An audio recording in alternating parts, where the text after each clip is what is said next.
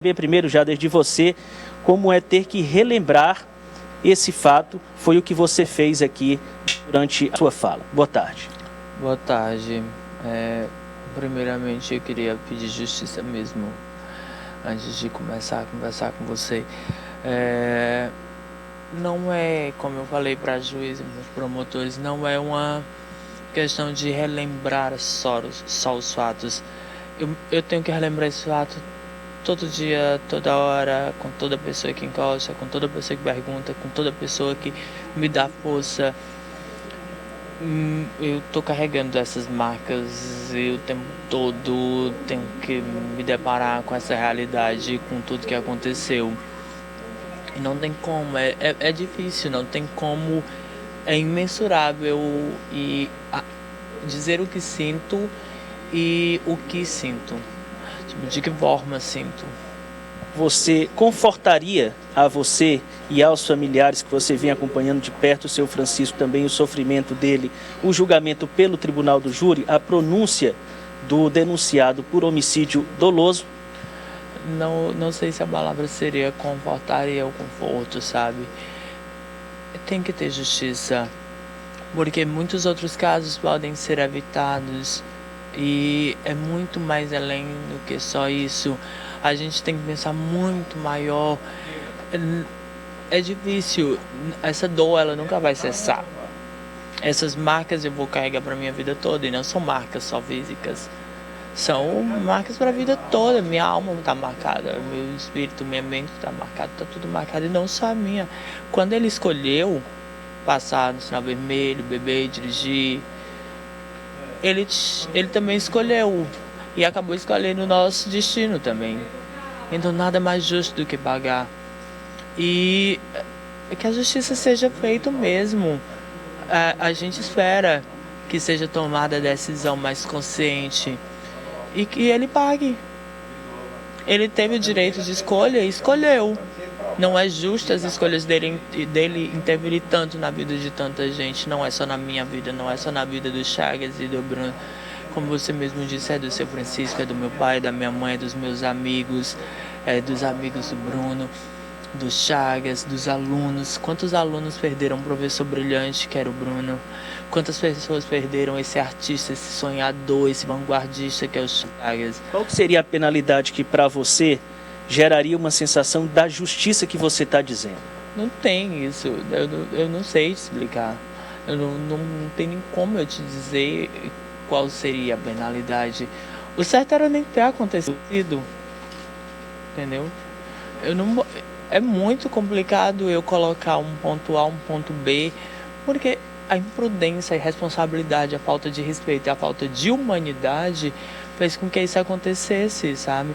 Se a gente tomasse mais consciência, se a gente respeitasse mais, se a gente, além de pensar no umbigo e no ego de ser uma pessoa poderosa demais e que nunca vai ultrapassar um sinal, nunca vai fazer mal a um ser humano, não teria acontecido, meus amigos estariam aqui, eu não estaria na situação que eu me encontro hoje. E além da situação que eu me encontro hoje, com tudo que eu já passei e com o que eu ainda vou passar, é muito complicado. Como eu falei, não tem como, é imensurável de falar.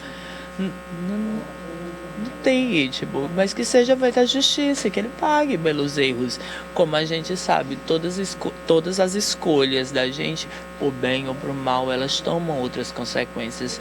E não acredite nenhum de nós, piauienses, teresinenses, que as nossas escolhas não interferem sim, não só na nossa vida, mas na vida de muita gente. Quantas oportunidades, quantos sonhos, quantos desejos, é muito complicado, é imensurável, literalmente imensurável, não tem como. Só quero que ele pague. Nós queremos agradecer ao Jader pela entrevista. Ele fez um pedido antes de nós entrarmos no ar aqui, que a entrevista não fosse muito prolongada, já que ele está com algumas limitações, está se adaptando à cadeira de rodas. Há também uma fotossensibilidade, ele não pode ficar exposto por muito tempo a uma luz muito forte. Então, agradecemos, Jader, pela sua atenção. E só passando ao nosso telespectador um pouco do que rolou após a execução da reportagem aí, foram ouvidas aqui hoje, no período da manhã, 6 testemunhas arroladas pelo Ministério Ministério Público, consideradas testemunhas de acusação. O Jader foi o primeiro a ser ouvido, depois foram ouvidas duas pessoas que estavam no cruzamento em outro carro e aguardavam a oportunidade de passar pelo sinal no momento em que o acidente aconteceu. Uma delas, o administrador de empresas que a gente mostrou na reportagem, ele afirmou que o sinal vermelho estava para o Moacir, né, que o sinal estava aberto para Júnior Araújo e para o irmão Bruno, que tentaram fazer a conversão e no meio da manobra foram colhidos pelo Corolla que vinha na outra direção. Uma segunda pessoa que também estava no cruzamento disse aqui à juíza que o Moacir tentou se evadir do local, a princípio não demonstrou preocupação com o que tinha acontecido e a preocupação era apenas de deixar o local. Ele foi contido por policiais militares do 1º Batalhão da Polícia Militar, da Força Tática. 3 policiais que estavam nessa guarnição também foram ouvidos aqui na condição de testemunha.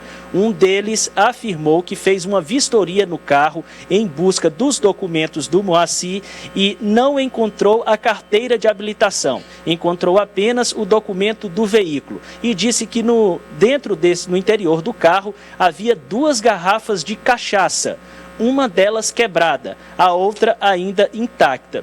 Um segundo policial disse à juíza aqui e aos presentes que quando o Moacir vinha sendo conduzido dentro da viatura, ele afirmou aos policiais que estava bebendo desde a manhã daquele dia. O acidente aconteceu por volta das 11 horas da noite.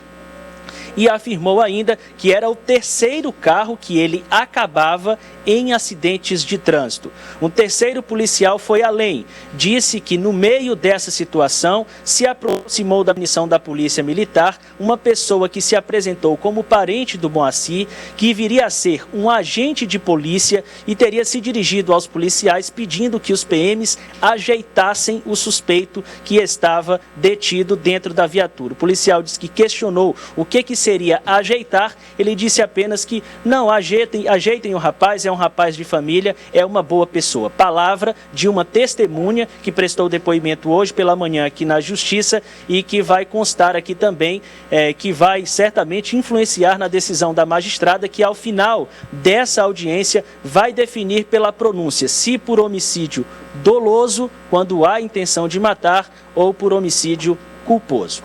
O Jader, inclusive, quer se pronunciar aqui depois dessas nossas colocações aqui. O Jader, que vai ressaltar, ele não acompanhou os depoimentos das demais testemunhas. Depois que ele prestou o depoimento, ele precisou se retirar. É uma medida que é adotada aqui pela Justiça. Depois disso, qual a sua avaliação, Jader? Eu fiquei meio em choque agora sobre esse depoimento. Que é um rapaz de família, então quer dizer que eu e meus amigos, nós não somos de família, nós nascemos de uma chocadeira, né? Nós somos feitos de fruto de ovo.